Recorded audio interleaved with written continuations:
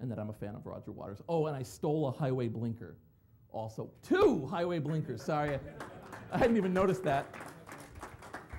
And right here, another indication, this is the local dialing distance chart from the phone book to tell me which exchanges I could call for a certain rate at certain times of the day.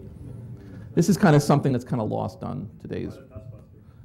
The Dustbuster was a whole thing where every picture I posed in the yearbook that year, I had the Dustbuster. So I was on the school newspaper and I'm holding a Dustbuster, and I would do Humor magazine, I have a Dustbuster, and so the Dustbuster's there. So the Dustbuster's in every shot. Why? Easy, hold it, have it around, keep it in the locker for when the photos happen. Yeah, so basically I've always been this kind of a weird ass, jerk asshole, okay, just so you know. Now, where am I going with this? What's up with this? So here's the thing.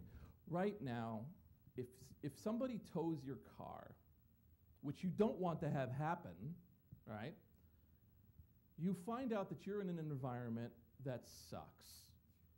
The tow, you call up a number, which is probably on the sign. You go to the place. It's awful. You find out right there that you have to pay $110 for a towing fee.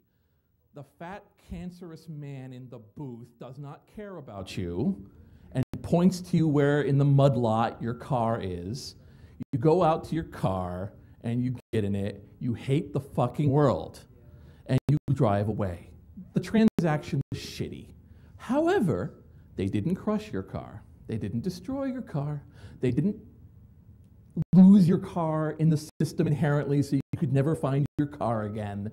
You didn't have to, once you had your car, remove something terrible from it because they'd strapped it on. You know, didn't have 4 of those boots on it or something crazy. You just went and got your car and it sucked, and that's, I'll never do that again. I won't park there again. Well, I feel like that's where really what we should really be seeing with data at this point. At this point, your site that you had something hosted with goes down. And they go, yeah, your stuff is now safeguarded with datavault.com. And datavault.com has been given, here's your, if you give us your information to DataVault, or you're given this code, you go to DataVault, and for $85, they'll send you a CD-ROM with all your data on it because you didn't keep track of it. And you're pissed, you got raped for it, but your data is safe, and you get it. It's not that hard. A contracting firm that did this would make $1 billion just having this thing there. The data companies, once this becomes something that we are ashamed of, because we're not ashamed of it yet, once we become ashamed of it and we lose data this much, the fact that you can go off to this firm and get this crap and it sucks, but you got your data, is going to be, I hope, the way it ends up. Similarly, we have to start taking this attitude about our data that I call pets or meat, which is like right now, in some places animals are pets, in some places animals are meat, and certain kinds of animals are certain things, and they mean certain things, and we treat them different ways, because if they're meat animals, we treat them differently than we're pets. You know, if a pet animal gets sick, you take it to the vet. If a meat animal gets sick, you kill it and feed it to the other animals. But with our data right now, we're treating a lot of our data like it's meat, even though to most of us, we discover the hard way when it's gone that they were pets, and we miss them, and we miss it. I've got so much stuff from people who have died, and they come, you know, the families come to me and say, oh, thank you for saving this, we didn't know.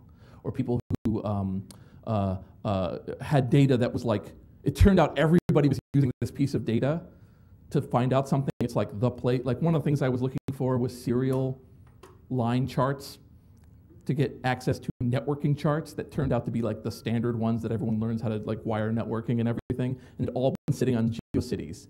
Now, granted, yes, it also means I'm one of the larger repositories of Harry Potter fan fiction, and I've got an awful lot of stuff about cats. Cats are wonderful and awesome, and we love cats. I'm gonna end you. What I hope I hope you've taken away from this is that feeling of like the fact that right now we have no standardization for shutting things down, that it can be 9 days, 2 days, 0 days, 60 days. The fact that we have this opinion of like, oh, it's a shame it went down, as opposed to why did you choose now to shut it down?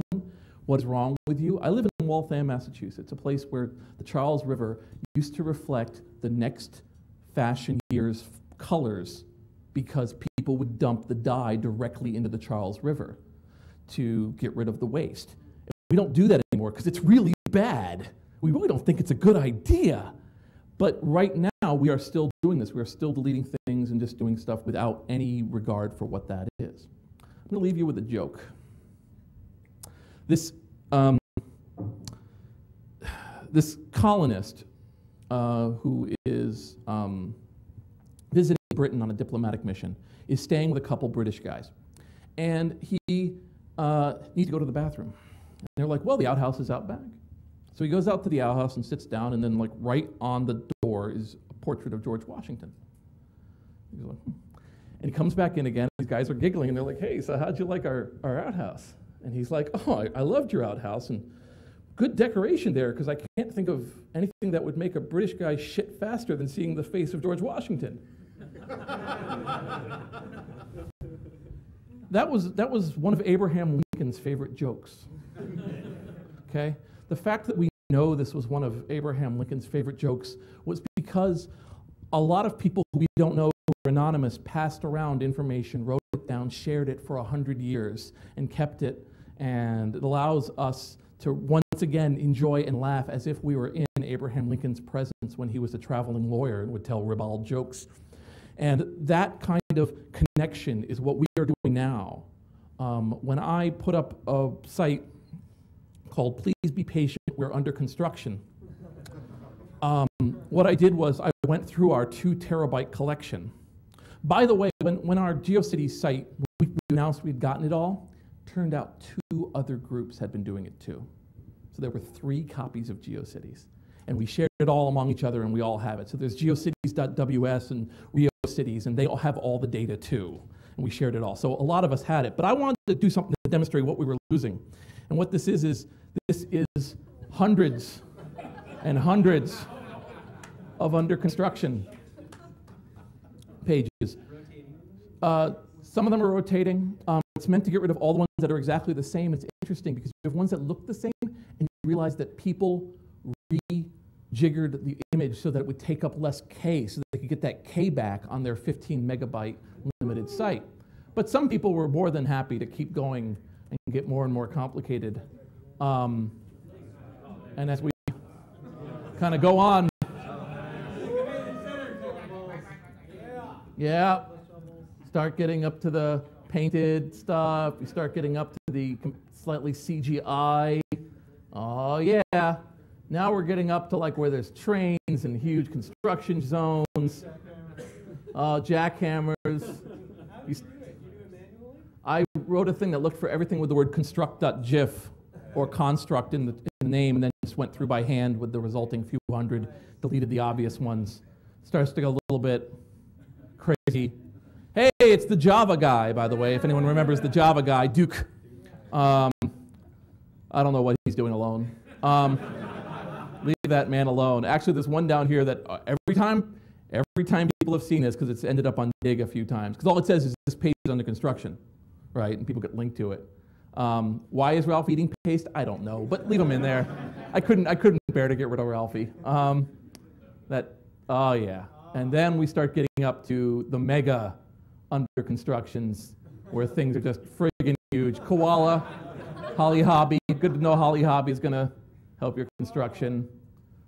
I don't know. Could you imagine a 640 by 480 screen that has that as their logo? You are partying, dude. And then I forgot woman. There we are. Awesome. Awesome. She got reused a few times. Okay, and then there's this guy. Now,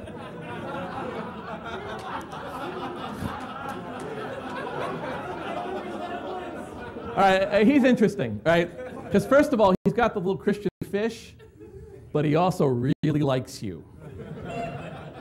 And I went ahead and tracked down the website that it had been pulled from, and it was this very pleasant gay guy who talked about his lifestyle and his happiness, and that he was looking for just the right guy. And he said it was under construction, and he hand-constructed this kind of ribald, like he was looking for a bear, really looking for a nice hairy dude to settle down with. And this was like just part of his thing. And I was so pleased actually, because he had done almost all the work in 1999, but in 2003, no other edits, 2003, he shows up, writes it, and says, this page no longer needed, I found just the guy for me, and then left. And that was it. He hadn't touched it in the ensuing 6 years. So it had a happy ending for that guy.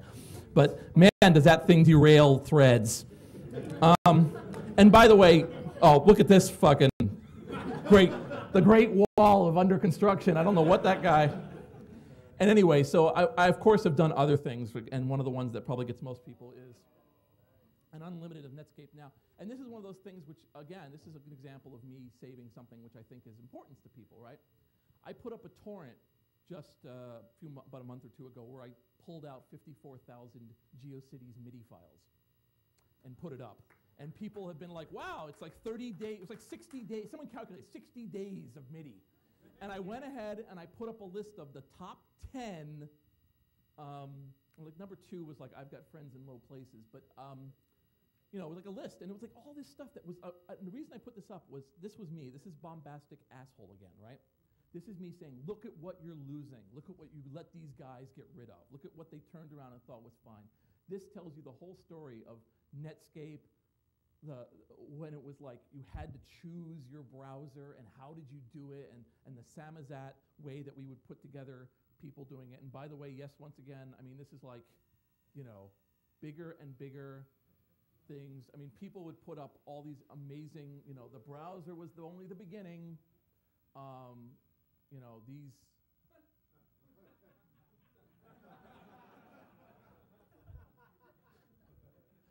That one was just down at the bottom.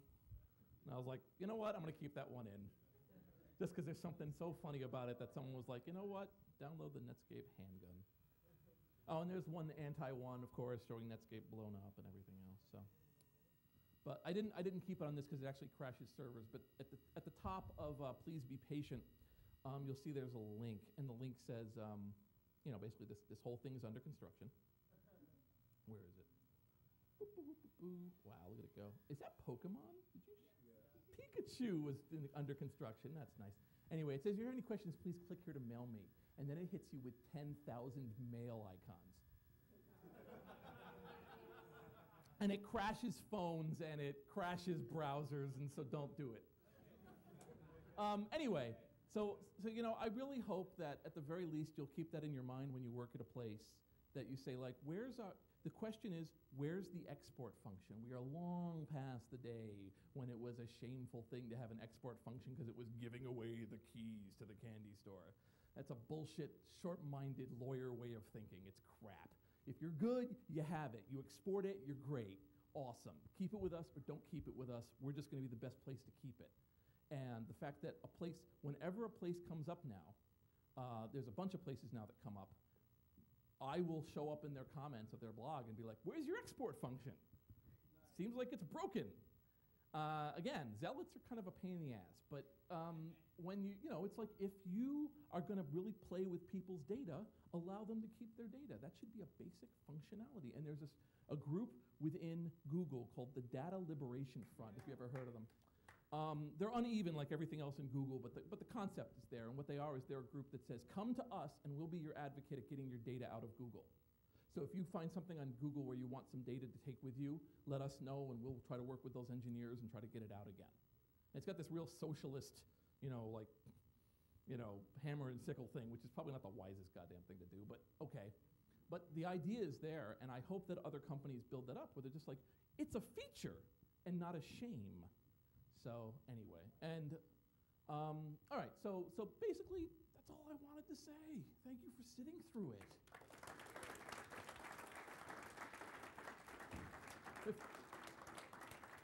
If I don't know what time we're at. If we have any questions, like why the fuck did you like wear that shirt to a con? Was there any questions or anything? Yes.